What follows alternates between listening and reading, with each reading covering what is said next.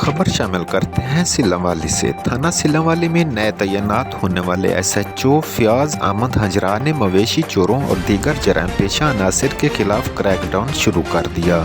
एक रोज केवल सिल्लावाली के नवाही गांव चक नंबर 64 जनूबी से राना अकबर की चोरी होने वाली बकरियां एसएचओ फयाज हजरा ने ट्रेस कर ली और चोरों के ठिकानों तक रसाई हासिल करके मौका पर बकरियां बरामद करके 64 जनूबी के राना अकबर के हवाले कर दी हैं। अहले इलाका और अवाम उन्नास ने एसएचओ फयाज हजरा की कोशिश को सराहते हुए खराज तहसीन पेश किया।